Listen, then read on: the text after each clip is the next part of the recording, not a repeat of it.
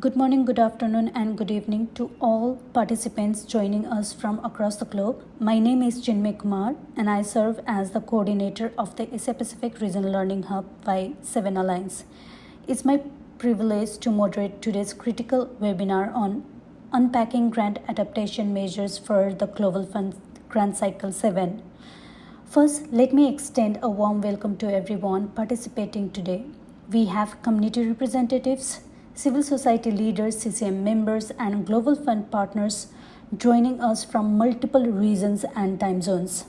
Your presence here demonstrates our collective commitment to ensure that essential health services continue to reach the communities most affected by HIV, tuberculosis, and malaria. Before we dive into our program, let me invite Harry Provavo, Program Manager at APN Plus and Focal Point for 7 Alliance, to deliver our welcome remarks, ground rules, interpretation, and introduction to the webinar objectives for today's session. Harry, you have 5 minutes and the floor is yours.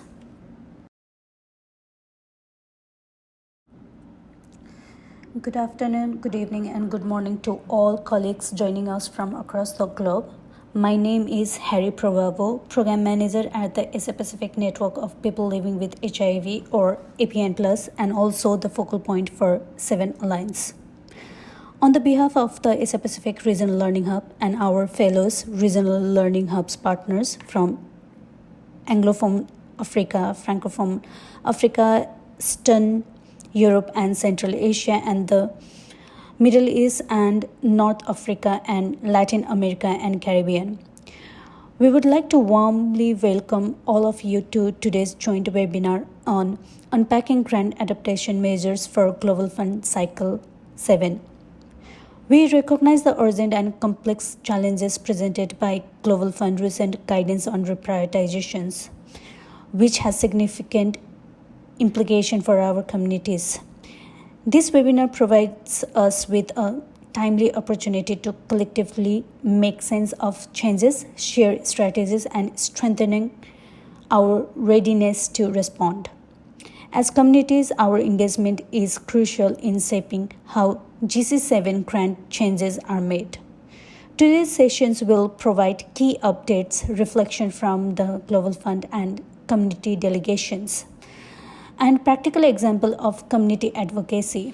We hope today's webinar will helping us to stay informed and prepared to act. Ground rules are to turn off the microphones muted when not speaking. If you require interpretation, please select your preferred language channel from the interpretation icon, which you can see at the bottom of your screen. Usually it's like a globe icon. We have Hindi Bhasa, Arabic, French, Portuguese, Russian, and Spanish. English language is in the original language. Next, please type your question or comments in the chat box. We will address them during the Q&A sessions or as time permits. If you wish to speak during the Q&A, please use the raise hand feature and the moderator will call on you. We encourage you to stay present and engaged throughout the webinar. Please note that this webinar is being recorded. Please introduce yourself in the chat box.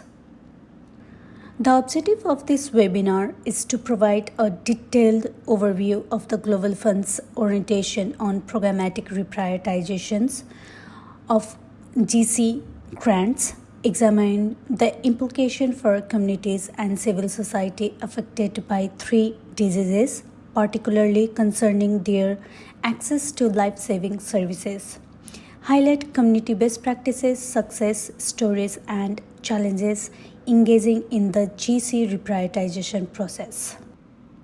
This is the agenda of today's webinar. I am doing welcome, ground rules, interpretation, and introduction to the webinar.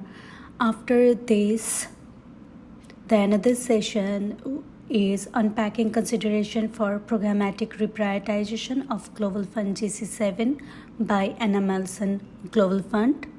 Then Javier would be doing reflection from the Community Delegation to the Board of the Global Fund on the programmatic reprioritization. After that, Anwar Luna would be launching the community guide on the reprioritization approach.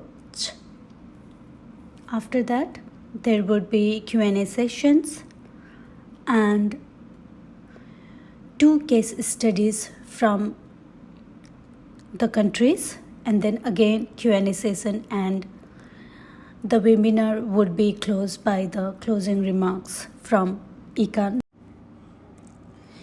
Thank you, Harry. For our next session, we will learn about unpacking consideration for programmatic reprioritization of Global Fund GC7 grants by Anna Malson from Global Fund. Anna Malson serves as the manager of the thematic cluster for key population, community engagement and responses at the Global Fund. Her prior roles includes WHO representative, team leader for universal health coverage and COVID-19 incident manager in Papua New Guinea. She also provided support to 37 member states during her tenure at the WHO Western Pacific Regional Office. Ms. Malson's background as a former chair and member of Country Coordinating Mechanism provides her with extensive expertise in PHC, health system strengthening, disease control, and maternal and child health. She holds dual master degree in public health and applied science and is dedicated to promoting equity and health right-based community-led approach in global health. Anna, you have 20 minutes for your session and the floor is yours. Thank you, Chinmay. Thank you all for being here at this important webinar. This week is a big week. Letters will start being sent to the country coordinating mechanism regarding the prioritization and allocation of fund. I will try to share as much as possible, and then we will have plenty of time for question and answers at the end of my presentation. We will have more details about redefining priorities. So let's now move on to the next slide. So reprioritization is not something we want to do. We are in a very difficult time with lots of anxiety, and we recognize this. But we would also like to see this redefinition of priorities. It can be a way for us to build a solid foundation for Grand Cycle 7.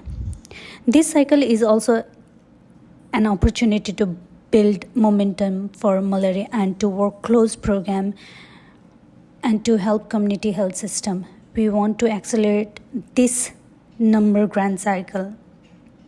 Yet we still don't know what the future holds regarding financing. This is a difficult time. It will be very quick process at country level, and there is a lot of information available in the learning hubs or CCM to help you to reflect on your priorities at national level. I recognize that we all know that is already a priority. This is a very important calendar here. We hear the speed at which things are happening. This is very important calendar. We see here the speed at which things are happening.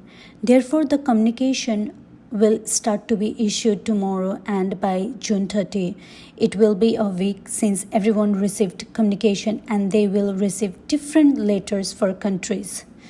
Country with one grant will receive one letter, and the countries with the several grant, the letter will propose compensation and provide a 2-week window period to allow for discussion around this list of priorities.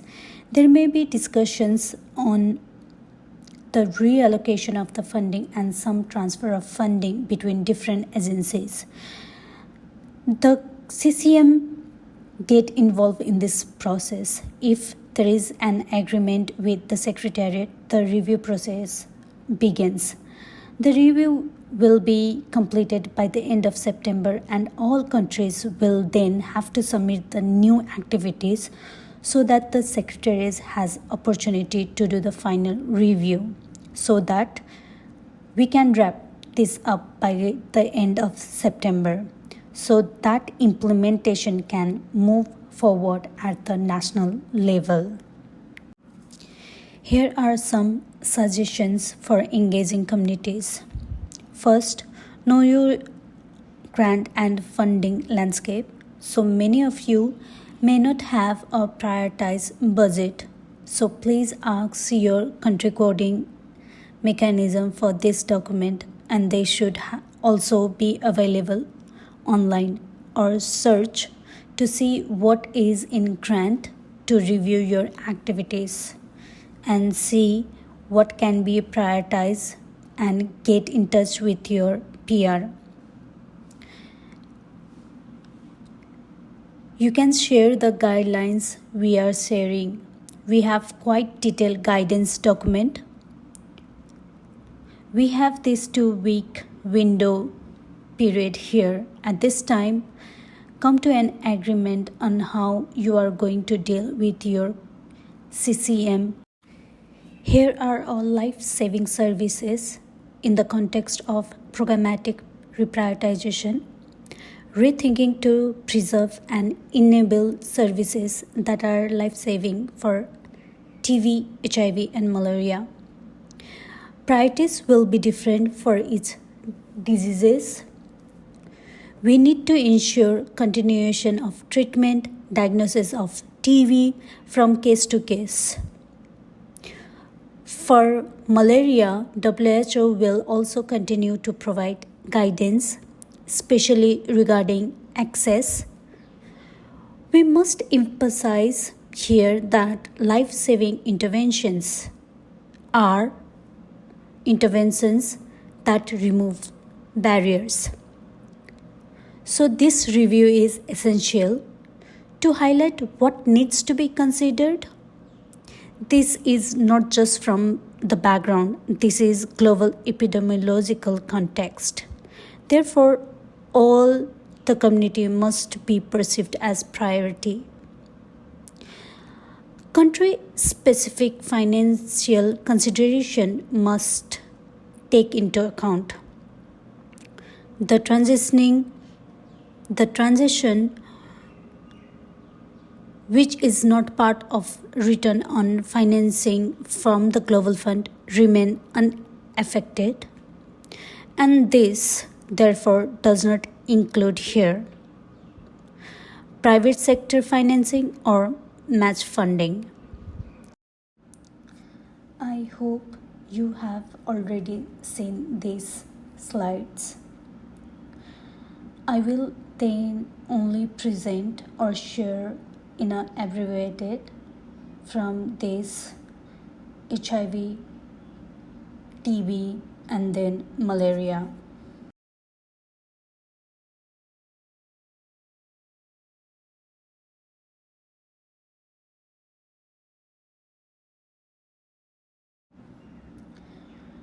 It is important to highlight here integration and robust foundation of inclusive health services, effective integration. So it seems like we had pretty balanced conversation here at the country level. So this is really need to be maintained to provide the services and prioritize the services next.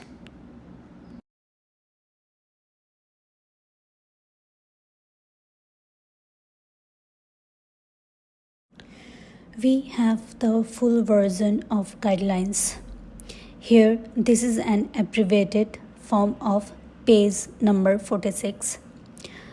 Intervention to reduce inequalities, human rights, and gender-related barriers to equity and human rights, and strengthening community system to maintain peer and community organizations integration into primary health services.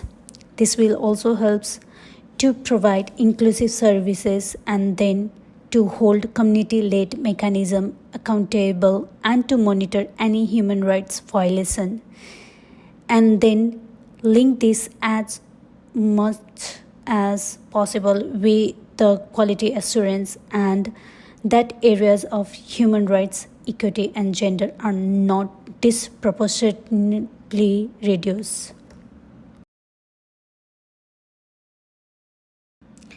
The document has consideration for per module, and each module includes investment to prioritize, invest to deprioritize, and last, consideration for making efficiencies.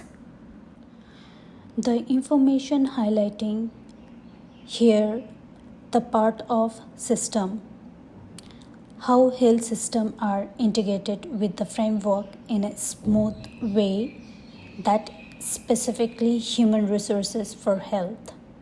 It is necessary to continue to prioritize this and align with national strategies. Here it is specifically strengthening community system, especially community-led program. These initiatives needs to be protected. You can continue and maintain the initiative that already exist. Now it is not the time to launch new initiative led by communities. Therefore, we will maintain the initiatives that already exist, which are linked to the 3 diseases, and we will keep the peer organizations here due to difficulties at the country level. We are thinking about reducing priority of isolated projects and projects linked to research or projects that have not yet completed more than data cycle. Here is more detail. Here what remains important is to make diagnosis and follow-up, providing integrated services for those who suffer from other diseases. We will continue to provide support for screening. We will recommend that at the country level they use more effective regimens, and we will continue to prioritize treatment for children in specific context. Consider accelerating various other regimes and integrating this treatment service and support family members, and consider the use of symptom-based screening. Data monitoring, supervision, training, program review, and this must always include the 3 switches here of human rights, equity, and gender. There is a lot of information here. I will go through it pretty quickly. Let's think about reducing the priority in the season of new equipment, specifically needs differentiation at a national level. We cannot have one-size-fits-all approach for all countries.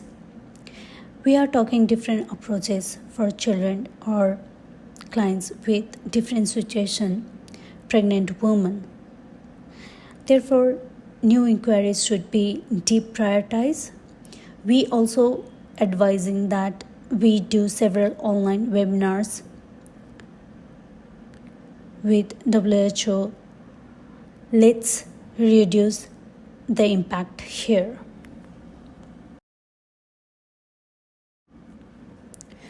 For HIV, there are for ensuring measures for vulnerable people to support peers, HIV harm reduction. All of this must be maintained. Replenishment of opioids, activities related to human rights, reducing barriers, accessing to people living with HIV. These continue to be priority services. Community outreach reinforce the system and give priority to CBOs.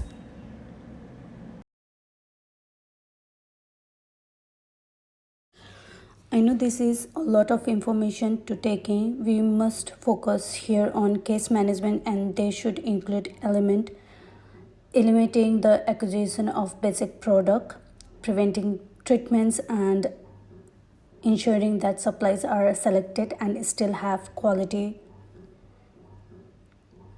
and seeing where possible integrate these services into health services, and not always include here that concern for gender, human rights, equity where possible, and include that case management is not related to malaria integration of private sector stakeholders. Thank you. It's a lots of information. I apologize for having to present it so quickly. So we are here to answer all the questions. Thank you. I extend my gratitude to Anna for explaining the Grand Cycle 7 programmatic reprioritization approach and for highlighting life-saving services within the context of programmatic reprioritization. To those participants with question, I respectfully request that you defer them for now, as we have two additional speakers who will offer their reflection on the same topic. For our next speaker, I would like to introduce Mr. Javier. Mr. Javier is a journalist, communicator, and international consultant with over 36 years of experience in community work and advocacy pertaining to HIV, STIs, and TB. He is based in Mexico City, though a significant portion of his work encompasses Latin America and the Caribbean. In addition to his experience in other regions, he currently serves as a board member of the Global Fund for Communities Delegation of people living with HIV and affected by TB and malaria, and is also a member of the Global Fund Strategic Committee. Javier, you have 10 minutes for your session, and now the floor is yours. Thank you. The Secretariat regional team leaders are doing their utmost to minimize the impact. We have certain priorities, but this is beyond our control. Let's focus on initiatives that save lives. Now, what we need to prioritize, Anna has already presented that they were not planning to reduce the new initiative, so this is not the time for that. And we cannot forget the role of communities. Our delegation is working here to remove barriers. Many countries, through their country coordination mechanism, are doing everything they can, and we need your help to monitor this. And for this purpose, we will make our contact emails available here. Currently, we are in a crisis situation here. In addition to GC7, the Global Fund needs to plan its replenishment. It will be very difficult to meet the goals. We are already seeing the consequences and impact here. It is difficult now to fill all the gap. The Global Fund needs to continue to be one of the best mechanisms in the most effective way. But there are many things that are beyond our control. This is the biggest crisis we have overcome since the establishment of Global Fund. Many communities are not in position to face this crisis. That's why we are here. We recommend that civil society and communities need to come together and meet now to discuss what is non-negotiable, and this is to be correlation mechanism. I believe that in a recent scenario, our governments have managed to do a lot. So we now need our leaders to set up. We don't need to see them in Geneva taking pictures at the event. They need to be with us here now. There are many countries have not kept their word and funding here for our needs, and those of our communities remain the same. The people who need support continue to grow. We need this now, a time to advocate for the cause, the donors.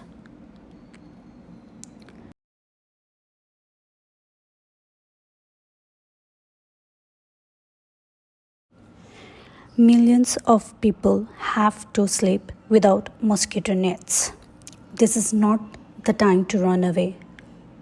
Thank you. Chinmay, over to you.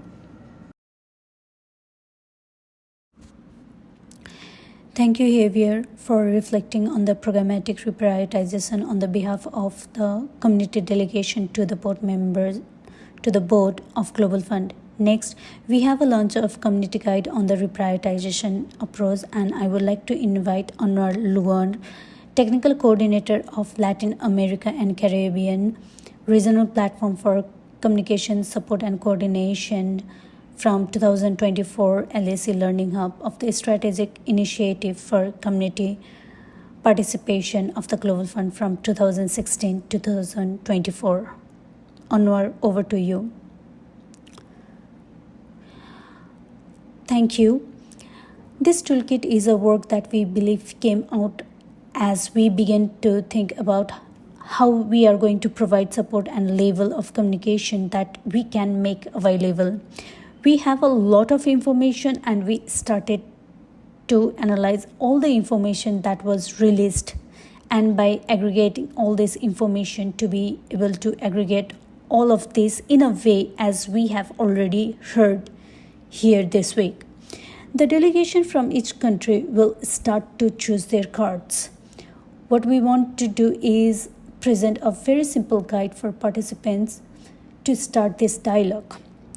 So, therefore, this is the time for us to work together and start taking action. So, this guide, the intention of this guide is to help you navigate this process.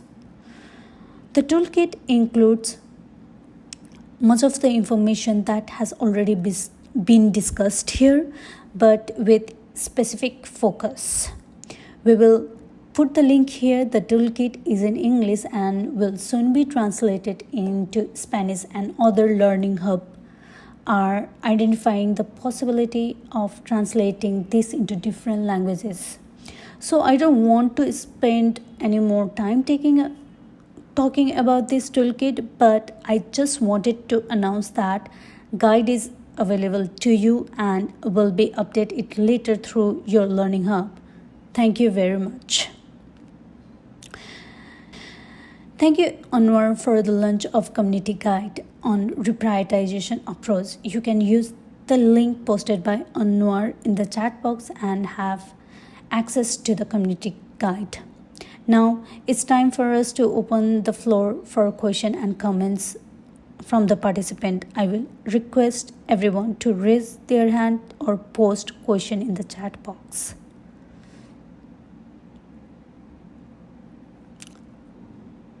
Anyone want to start? I have written my question in the chat box. My question here is, where CCM website are not active, will CSO know what suggestions have been sent to CCM by Global Fund? Let's go to Daniel. My question is, all of this that we are talking and discussing here happened before they announced this disbursed of $1.3 billion FY 2023 and sum of for 2024. So what are the implications now, and if we could reflect on this a little bit?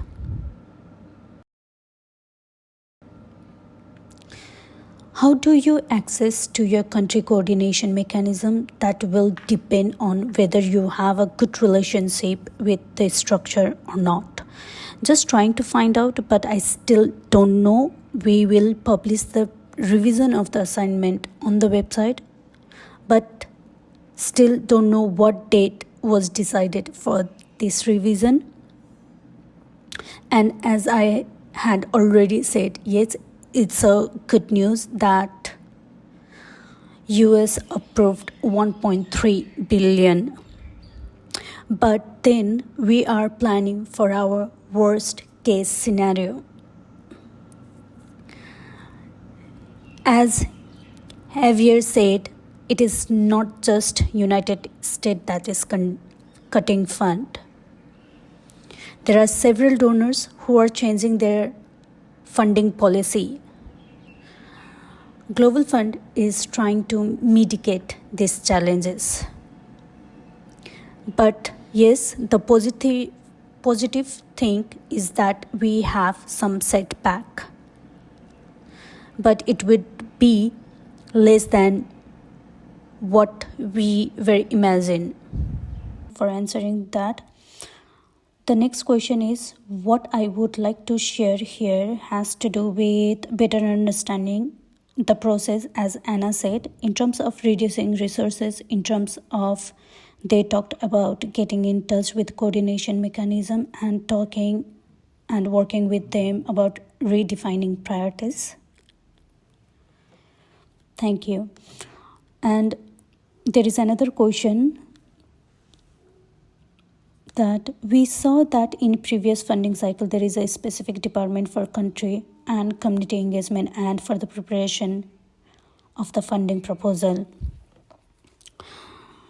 Let's have a structure like this now to define to work this prioritization to successfully ensure that key population are not excluded or not omitted.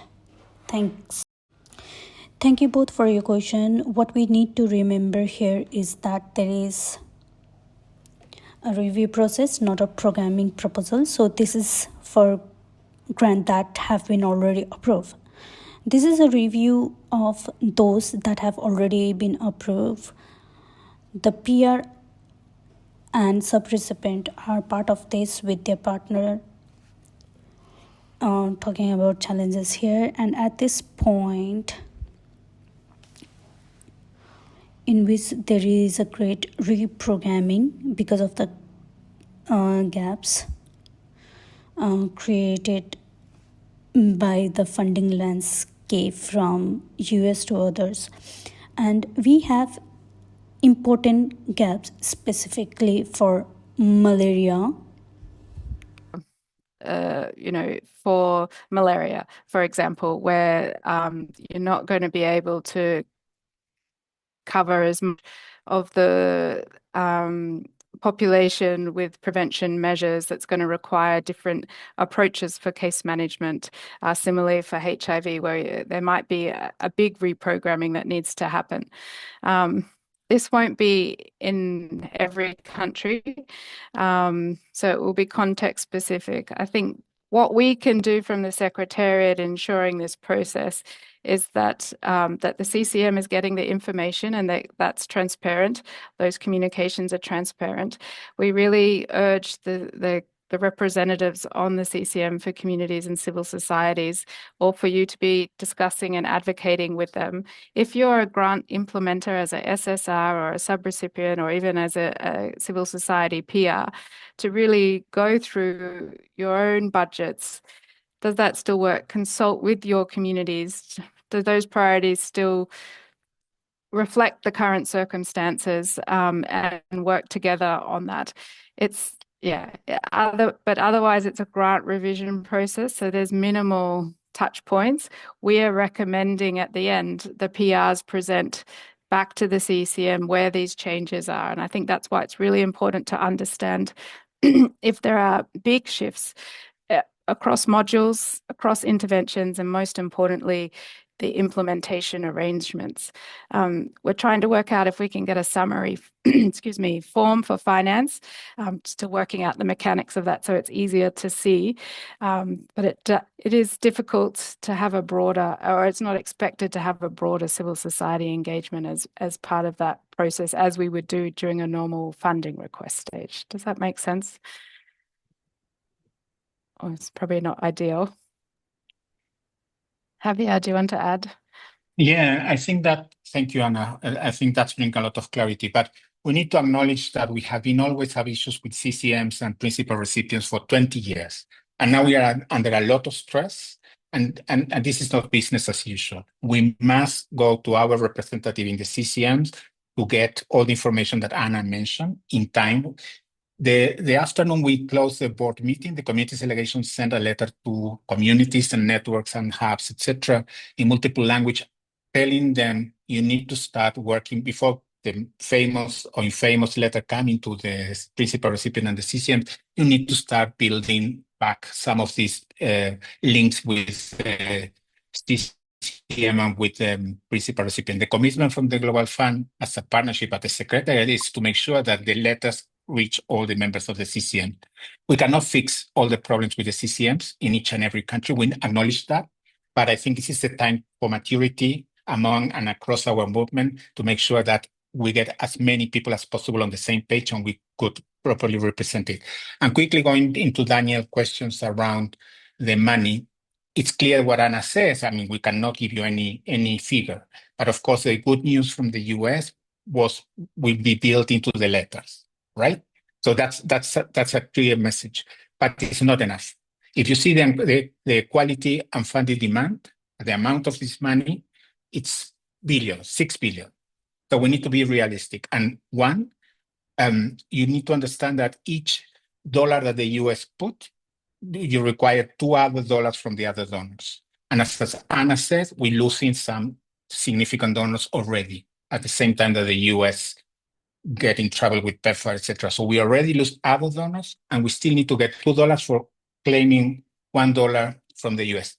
This was fiscal year 2023 and 24, so they owe the money, but 25 will be totally a different ball game. And finally, the clear message is at the end of the year, we need to replenish the global fund, 18 billion in the current context. This is also what we need to have in mind after the readjusting the grant cycle 7. We still need to think in what happened in the medium term with the eighth replenishment. Thank you. Thank you so much, Javier. We will quickly take the last two questions for this round, and then we'll again go for the next session because we still have a Q&A session at the end of this webinar for approximately like 15 minutes. So I will request you to start these questions. But for now, Mohammed Motala and Daksha Patel. Mohammed, can you please go first? Thank you very much. I was wanting to ask for countries that are not yet in GC7. So we are in South Africa, and our grant cycle GC6 was extended for 6 months, and GC7 was only going to start on the 1st of October. So we are not in GC7. What are the implications for us? We've had the same kind of guidance, come with suggestions on how you would cut budgets and all of that, but wait for the letter in June. So now that we know that we are going to be getting the letter, what are the implications for countries that have not started GC7? And secondly, in South Africa, domestic budget covers 85% of the HIV response. The kind of work that comes from the Global Fund is actually the softer linking with communities, all the community work. And so if you go to care and treatment, maintaining supply chains, making sure that there are medicines in the pharmacies, then we're covered for that because the government buys all the medicine, the government ensures the supply chains. It is the community work. It is all the things that are not prioritized in the way that you have prioritized. So what are the implications for us in that regard? Thank you. I'll stop there. Thank you so much, Mohammed. Daksha ma'am, over to you. Yeah, thank you, Chinmay. I want to understand about like Global Fund also what mechanism they are following about the inclusion of community engagement ensured by CCM for reprioritization in a countries because in India, if I would say there is a almost CCM meeting are virtual and community representation are it's very hard to connect from in a language barrier or by virtually by to giving accurate inputs for CCA, and also like our main PLHIV constituency seat is vacant. Alternate PLHIV seat is in place. So in this situation, how Global Fund will ensure the inclusion and engagement of community over. Thank you so much. Anna, over to you.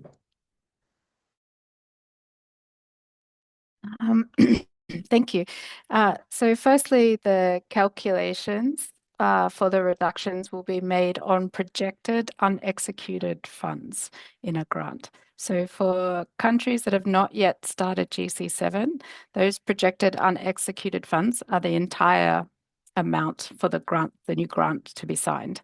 So that will take that total number and then apply the percentage to that. So I hope that's clear for the South Africa case. And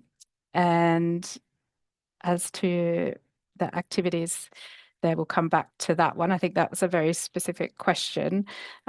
It seems in the chat and from everyone's question, obviously the process for community engagement is going to be difficult. Again, I just want to reiterate, this is because it's a grant revision process. So it's already an approved grant in countries, with the exception of those that have not yet finished their grant making.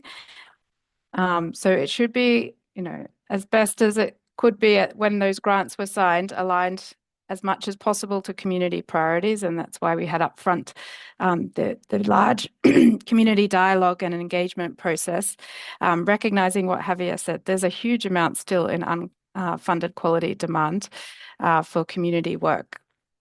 So the challenge really is now to work with the PRs and the implementers to ensure that you can preserve as much of those prioritized interventions that were already approved and keep them. In some cases, there might be, again, a significant reprogramming because the context has changed so much, where there were large interdependencies on activities and other partners. That may change really significantly. But that won't be in all cases.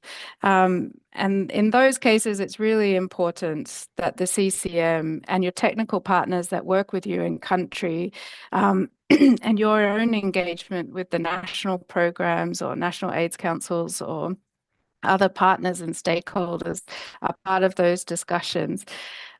I think from the Secretariat side, it's hard to ensure that those conversations are happening at country level, and you need to work with your networks and the learning hubs and all your stakeholders and civil society partners that can support you.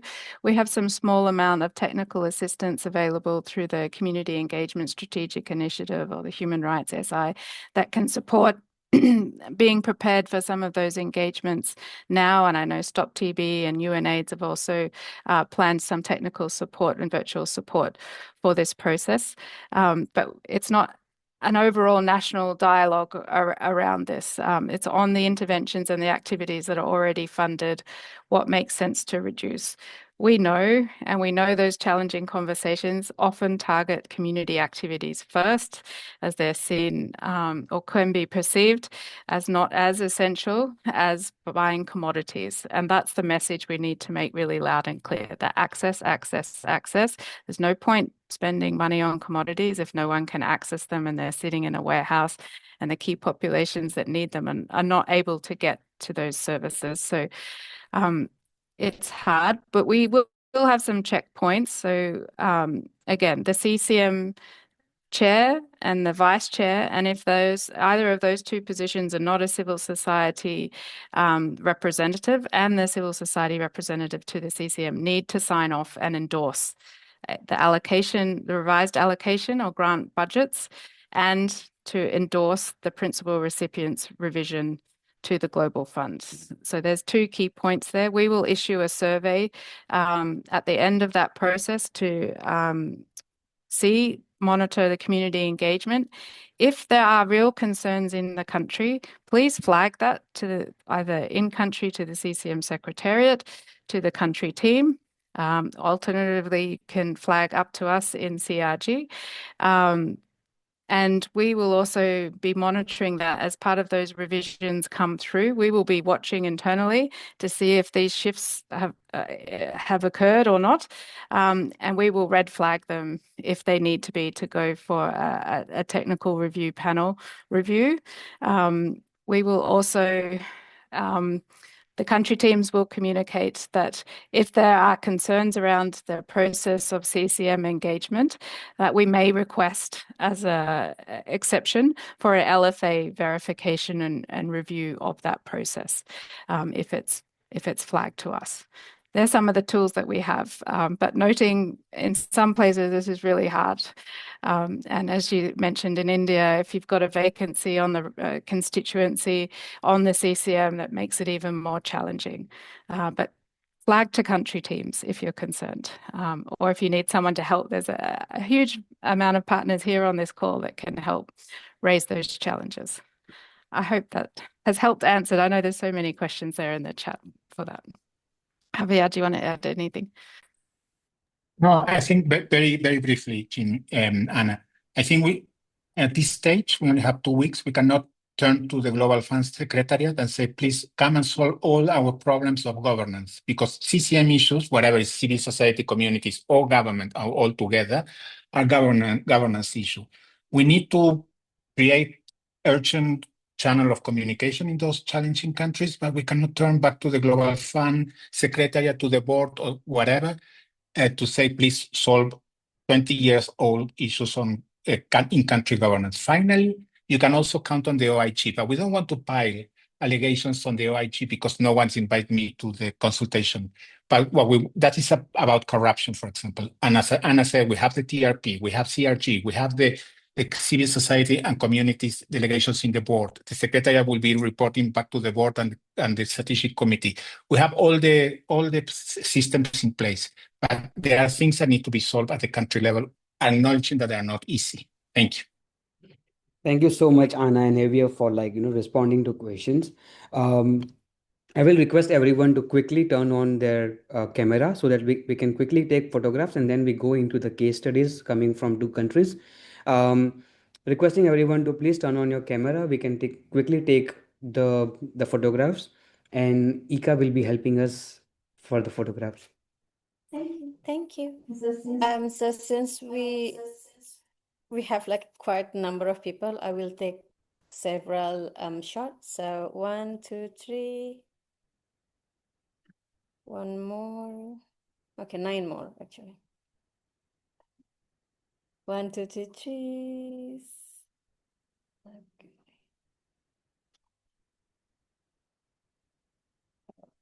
One more.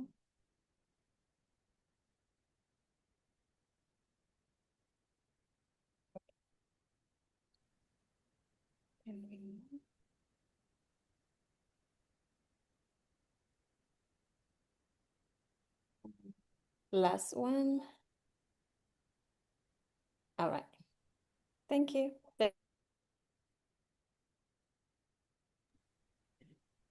Thank you so much, Ika, for taking photographs. For our next session, I will just request everyone. I have one question from. Sorry, Abdullah, you cannot right now. Please wait for the Q&A session. We will be having Q&A session in like 10 minutes. Thank you so much for understanding. For our next session, I will request everyone to select the respective channel, as the speaker will be talking in French. So we all need to go into the English channel for the interpretation. And likewise, I will also request other interpreters to do the same accordingly. So for from now, I would like to invite Karen Lama, Communications Coordinator of Asia Pacific Regional Learning Hub by 7 Alliance, to moderate the rest of the webinar. Karen, the floor is yours. Thank you. Thank you so much, Chinmay.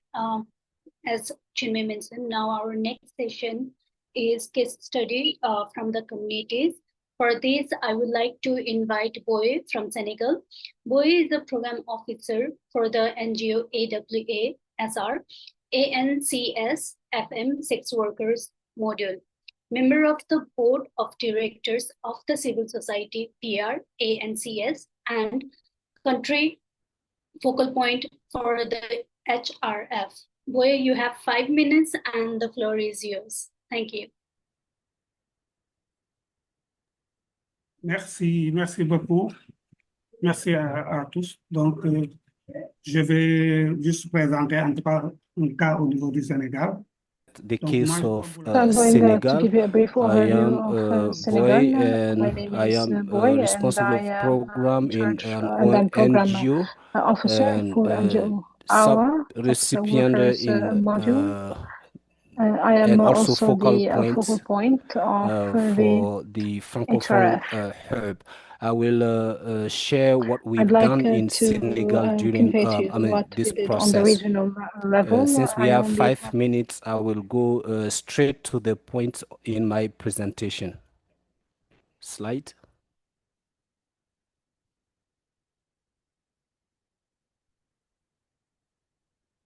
Slide. Thank you. So for the first slides, I just wanted to... Depuis la notification des agissements reçus par les PR au niveau du Sénégal et at the peer level, there have been a lot of discussion between the country team and peer. And after those discussion, we had a lot of meeting with the peer, sub-peer, and sub-peer to agree on what we will have to do as adjustment. We also had a technical assistant from the Francophone hub, so CSOs organized a discussion day, consultation day, to discuss and understand the process. And during that meeting, during those meetings, we had the participation of all the organization for the three diseases. There were also national network of people living with HIV. There was the national network of key population, and there was CCM and peer. They all supported us during that reflection day to understand the process and prepare a new roadmap. Slide. So what have we done? What have we done so far? We created thematic groups. So during the reflection day, we wanted each group that represent a disease to reflect on the priorities of the disease. And there were three groups. There was a TB, malaria, and HIV group, and they already had like a template for discussion on the prioritization that should be done. So in the reflection, there was a revision of the grant that we had, and each PR presented the situation of the grant, and that helped us go to work group to identify activities that we believe are priorities and that do not affect the quality of the services that we had to offer. And in the different work, we identify priority interventions, and each identify priority activities. There was justification on why it should be maintained, why, for example, an activity is a priority compared to others, and it helped us prepare a document that is being finalized and will be shared at the country level. We also had discussion with the peer to also give our point of view and also get information from the peer, mainly for the peer that represent CSOs. In this dynamism of participation and consultation, we created a platform that represent all the organization working on the three diseases, key population, CSO representative at CCM. And during the different activity, we invited all the different CSOs, members of CCM, to support them in this process. Slide.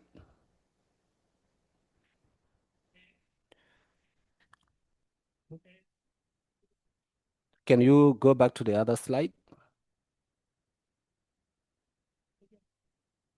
Thank you. During those meeting, at the end of the meeting, we had like a roadmap for the process up to the CCM to really have more information with community organization. In the process also, we reinforce the CSO's in CCM so that they can continue advocacy during CCM meetings. And this really help us create a WhatsApp group where we continue discussion and also facilitate exchange. So in this dynamism, we involve resource people who will be working with us during and support us during CCM meeting, and they will help us really have a strong advocacy during meetings. Slide.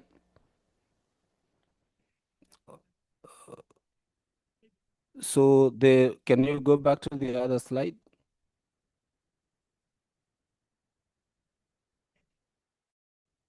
So the roadmap also help us have review the GC7 and C19 RM to really appreciate the community work and prepare a report of the consultation day, reprioritization day, and also validate all the different data that we shared during the meeting, and also prepare the meeting with the PR and CCM. So this is the roadmap that we developed. This is what we are still working on. Slides, and this doesn't really address all the challenges. So can you go to slide? Next slide. We still have some challenges. Slide.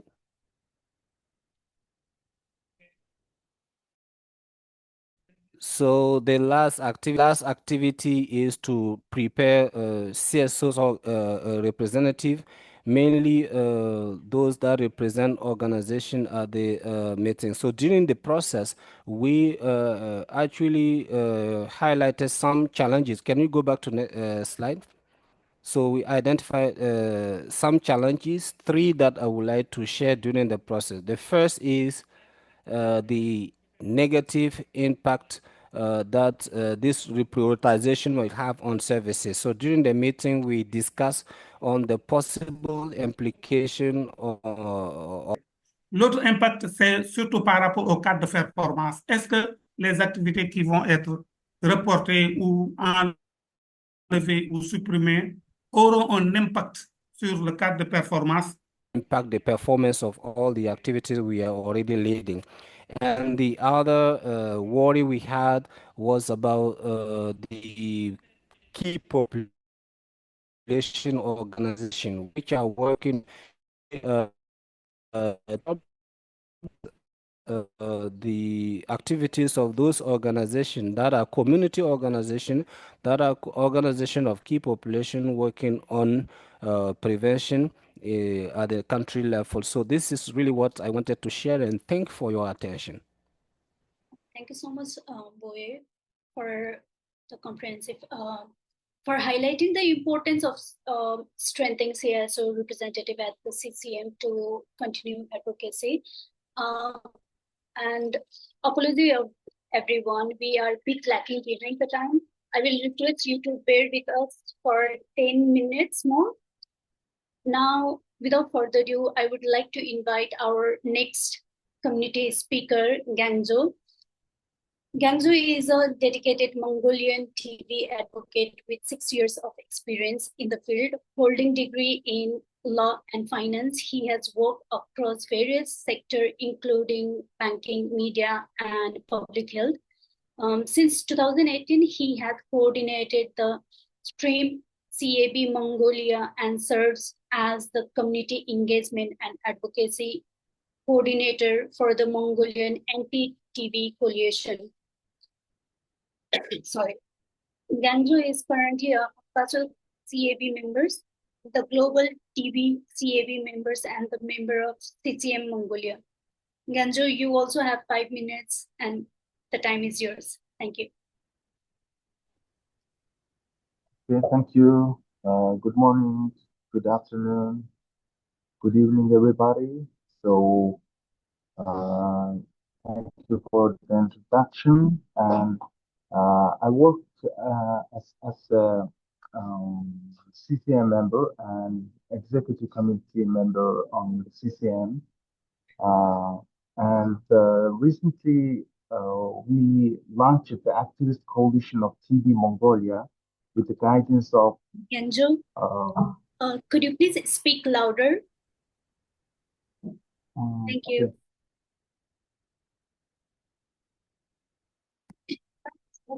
Sorry. Is it better now? Yes, loud and clear. Okay. So we recently launched the activist coalition of TB Mongolia with the guidance and support of ACT AP under CSI of Global Fund, which gives us a great opportunity to become a strategic partner with important stakeholders, including Ministry of Health, NTP, National Center for Public Health, CCM, and other. À la direction de santé publique. That in early July, we are planning to conduct a screening and advocacy activity on the biggest music festival in Mongolia, aimed to include younger generation into TB activity.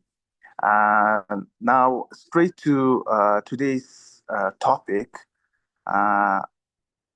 We had received the letter from the partner portal on May 15th, and on May 22nd, CCM Secretariat translated the letter and sent it to all the CCM members. In the most Asian Pacific region, the language barrier is the main issue, especially for the community members. So we need to time for translate and resource for translate it. And on 27th of May, the PCU had organized the meeting with the CCM, and they already did the reprioritization and introduced the results. And it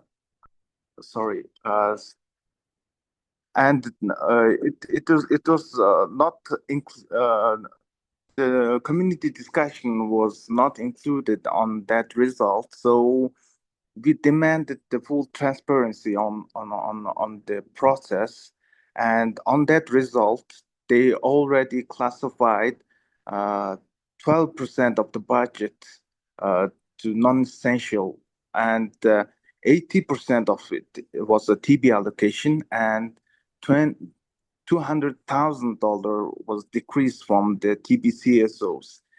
And we demanded that there should be full transparency, and there should be a communication with the SRs who is implementing on behalf of civil society and communities. And just last week, we received a new updated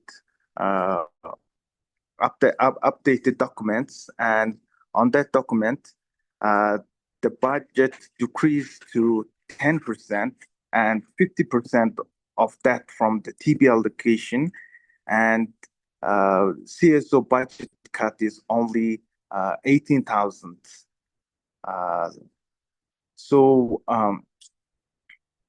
As just last week, our Prime Minister has newly appointed, and our CCM is on the transition period. What we do is that we are planning to update the TOR, and we want to involve the Prime Minister or the government to the CCM, heading the CCM, especially the health advisor to Prime Minister to head the CCM, and alongside with the civil society community member, and now the appointed new health minister used to be a head of the TB caucus in the parliament. So we will hold a meeting with him soon, and on the first day of his appointment on the parliament, he said that there should be increased budget in the health, including the communicable diseases. So there might be a light at the end of the tunnel, and we will further advocate to Ministry of Health to increase the local budget for especially for communities. Thank you.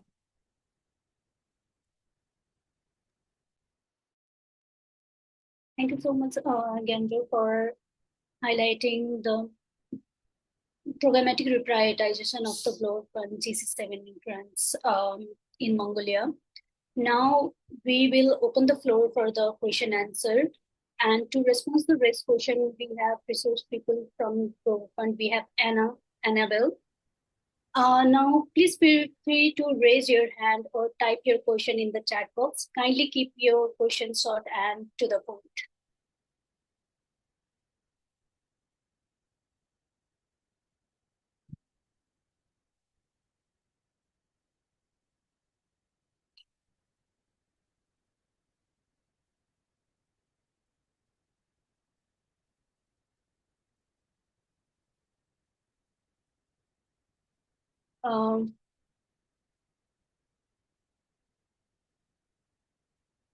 I don't see any hand raise.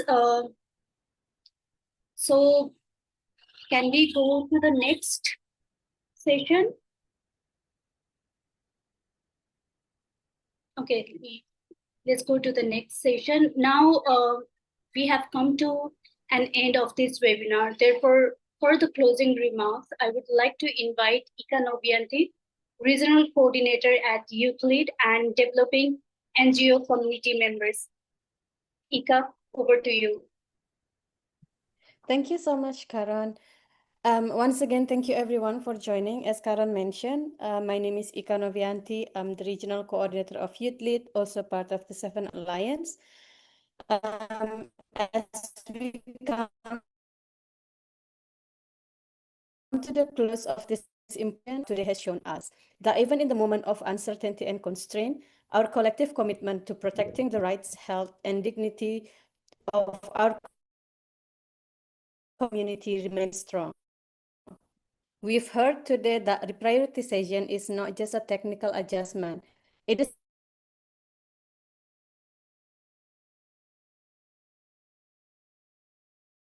not just adjustment. It is a political and moral process, those most affected by HL, to the success of any effective health response. The conversation we've had today are not the end. They're part of a continuing process. So I urge all of you to stay connected with your respective learning hub, because it's really important to keep each other posted, and the CCM members, civil society leaders, technical partners, to ensure that communities are not just consult, but actively shaping the decision ahead. Finally, I want to thank the Learning Hub for the collaboration to make this webinar happen. And I want to express deep gratitude and appreciation to our speakers, interpreters, and to every one of you who showed up today ready to listen, learn, and also act. Let us carry forward today's momentum and remain united in ensuring that essential services are protected and that no one is left behind. So thank you so much, and let's keep working together. Over to you, Karen. Thank you so much, Ika. And it's a very comprehensive learning session that we have done with all the learning hubs. And I know it is 3 a.m. morning in some of the region, and some of the region it's late night. But you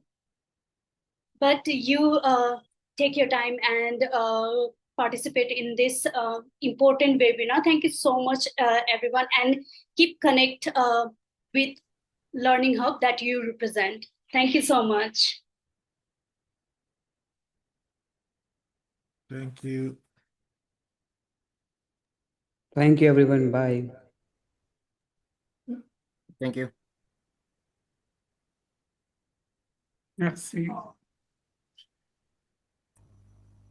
Merci. Thank you. Bye-bye. Bye-bye. Bye. Thank you. Thank you. Bye.